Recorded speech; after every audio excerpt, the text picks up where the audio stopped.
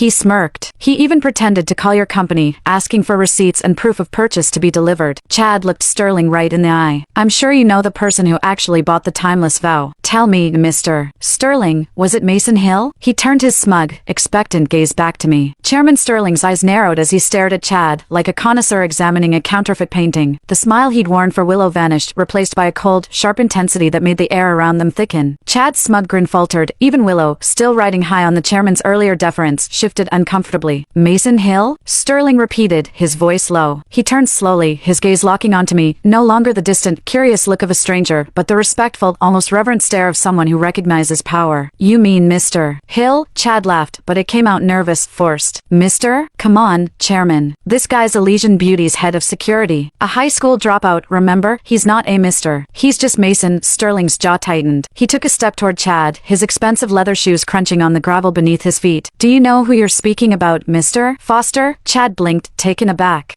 He's the security guard. He even said it himself. He's just honoring a promise to Willow's grandpa. Honoring a promise? Sterling scoffed. You think Mr. Hill took a job as a security guard because he needed it? You think he gave Ms. Donovan that watch's a cheap replica? He turned to the crowd, his voice rising so everyone could hear. That watch, the Timeless Vow, was sold at our Geneva auction last year, to a private buyer who paid $25 million in cash. Do you know who that buyer was? Willow's breath hitched. She stared at me, her eyes wide with something like panic. Chad's face had gone pale. He no longer looked like the triumphant suitor, just a boy who'd stumbled into a room he didn't belong in. Sterling pointed directly at me. It was Mr. Hill. Mason Hill is the sole owner of the Timeless Vow. And let me be clear, there are no replicas. That watch is one of a kind, crafted by our master watchmaker over 3 years. Every part, every gear, every diamond, unique. There is no other like it in the world, the crowd gasped. A murmur rippled through them, people turning to each other, eyes darting between me and the horrified faces of Willow and Chad. One colleague, who'd jeered at me earlier about being a glorified guard dog, stumbled back, nearly spilling his champagne. Chad's voice cracked. That's impossible. He's wearing a $20 t-shirt and jeans. He can't afford a $25 million watch. Sterling's lips curled into a bitter smile. Appearances can be deceiving, Mr. Foster. Mr. Hill is not just a security guard. He's the silent investor who funded Elysian Beauty's expansion 3 years ago. The one who provided the formulas for your best-selling skincare line. The one who negotiated your deal with the European distributors. Without him, Ms. Donovan's legendary company would still be a startup operating out of a garage. Willow froze. She looked like she'd been struck by lightning. What? She whispered. That's not true. My grandfather helped me. We did it on our own. Your grandfather begged Mr. Hill to help you, Sterling said, his tone unflinching. He came to our New York office, old and sick, asking for a favor. He said his granddaughter had a vision, but no resources. Mr. Hill